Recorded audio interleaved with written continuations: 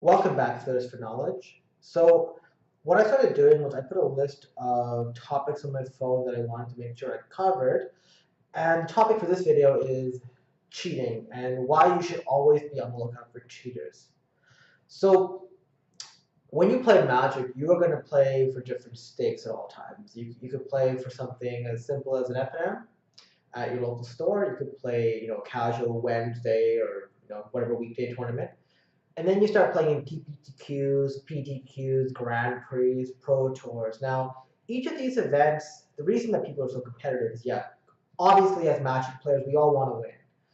But at the same time, there are substantial prizes that are awarded for some of these events. Imagine winning a Pro Tour, you can win like $50,000 versus an FNM where, my local FNM, you can win up to like, $20, $30 worth of store credit.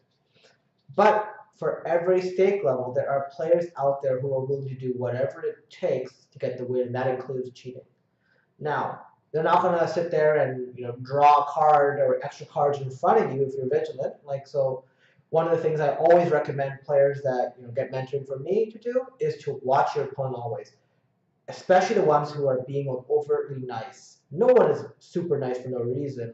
There were players in my local community that would put on this facade of being super nice and positive to try to get you to lower your guard, and then when you weren't looking, they would sneak a draw step, or they would move a card from the bottom of their deck to the top of their deck, just while searching, so that for example, if let's say I have this mountain in the bottom of my deck, right, and we're sitting there playing, I'm like, just put it to the top, in the middle of the shuffle or something, while you're searching your deck for something.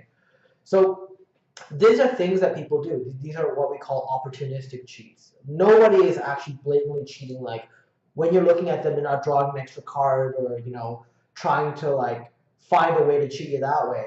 But players will do things like misrepresent their board, or they'll like for example, we saw that some players, even pro players at times, have gotten caught.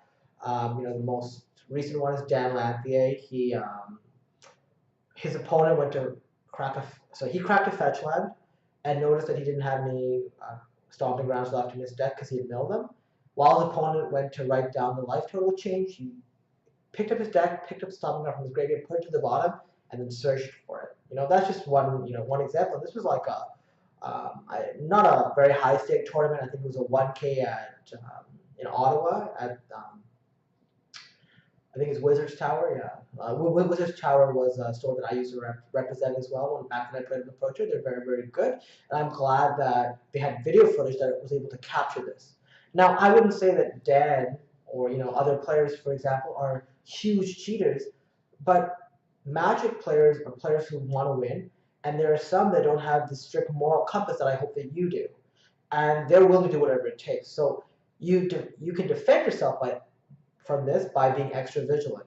Now, it's also very important that when somebody cheats and they're known for cheating and it's not just a mistake, that we catch them and we get rid of them from the community, because somebody who's willing to cheat you is willing to cheat other players, and the last thing you want is players having this nature of not trusting their opponents because of a few bad apples, right? Another common cheat that I used to see a lot was players who would, like they would tap the wrong mana for a spell. Like let's just say they have Supreme Verdict, which is a spell I think that costs one blue, and a white. There are a couple players out there who I know have, intentionally. There are also players who do it unintentionally. It's very important to recognize who's doing it intentionally and who's doing it unintentionally. But there are players out there who, at the Grand Prix level, were sitting there and actually just casting it and tapping incorrect mana because they didn't have enough blue swords to be able to flip a counter spell when they did that.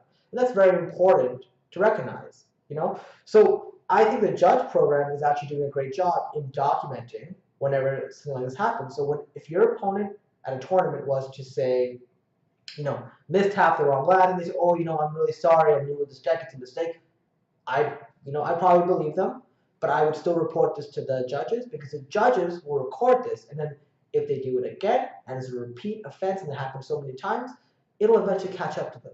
If you don't report this, what's going to end up happening is, they're going to get away with it, and then it's a mistake, and who knows? They could win 5 or 6 matches. Being able to change A 12-3 at a Grand Prix to a 13-2 at the top 8. That's huge.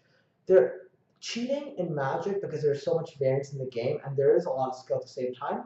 Can change, Pro Tour top 64s to Pro Tour top 8s, Pro Tour wins, and that's why cheating is so prevalent in Magic. Is because as a community we're very trusting, we're very accepting, and we don't want to believe that somebody is capable of cheating. But I always tell my opponents whenever they make a mistake, even or when I make a mistake, I tell them to call the judge because I want to be held to that same standard. If I continuously make this mistake, maybe I am doing it intentionally, and I want there to be that accountability. So you want to make sure that whenever you're playing with anybody and they make a mistake and it's a mistake that could create an advantage, call the judge and let the judge handle it. And the judge will let you know if they have priors, There are a lot of friendly players out there that, you probably have priors and you don't know that, right? Don't put the onus on yourself. And, I can't imagine any opponent would be upset at you for doing this unless you're very disrespectful when you do this. In the past, I might have been a dick to an opponent who, I was probably losing and I probably said to them, you know what, you might be a cheater. You should never say something like that. I've gotten away from that. I've grown beyond that point, and I think most players, you know, would be happy getting the benefit of the doubt. At the same time, they get the reporting so that if they were to make that mistake a bunch of times in the future, they get punished. They're not going to get punished for one warning. You know what I mean?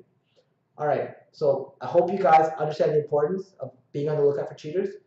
It's our job as a community to make sure that cheating, is eradicated from the community, and the ban of Alex Bertoncini is one step toward that. Let's hope that this discourages cheaters, and if you're also watching them, it makes it even harder for them to get away with it.